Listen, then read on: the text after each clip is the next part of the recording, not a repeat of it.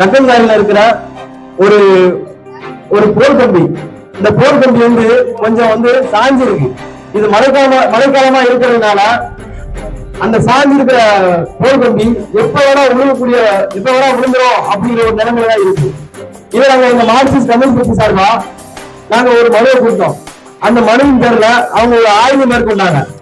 அந்த ஆய்வின்படி அவங்க என்ன பண்ணிட்டு பேசுறாங்க அப்படின்னா, இந்த போர் கம்பி சரி செய்யறதுக்கான முழு செலவுமே அந்த வீட்டுக்கு முன்னாடி இருக்கிற பாலமுருகன் அப்படின்னு ஒருத்தருக்காரு, அவர்தான் சரி செய்யணும் அப்படின்னு இந்த ஈபிக்காரங்க வந்து சொல்லிட்டு போறாங்க. ஈபிக்காரங்க வந்து சொல்லிட்டு போறாங்கன்னா, மாசம் நமக்கு ஈபி பில்லு வருதுல்ல, மாசம் நமக்கு கரண்ட் பில்லு கட்டுறோம். இந்த கரண்ட் பில் எதுக்கு வாங்குறாங்க? ஒரு போர் கம்பி சரி பழுக்க இருந்துச்சுன்னா அதை சரி செய்யக்கூடிய இடத்துல அந்த ஈபிக்காரங்க இருக்கணும். ஆனா இவங்க அதெல்லாம் விட்டுட்டு நீங்களே பாத்துக்கோங்க, அதுல சாதாரணமா 10 ரூபாய் ஒரு 100-200 முடிவு கிட்டத்தட்ட 15,000 16,000 வரைக்கும் அந்த செலவு ஆகும். இதை ஒரு தனிநபர்கிட்ட மட்டும் அவங்க தலையில கட்டிட்டு இவங்க இப்படி போகிற சூழ்நிலை தான் இங்க உருவாகிருக்கிறது. அதனால இதை வந்து சரி செஞ்சு நீங்களே இந்த செலவை நீங்களே சரி செஞ்சு கொடுக்கணும் அப்படிங்கிறத நாங்க கேட்டுக்கிறோம்.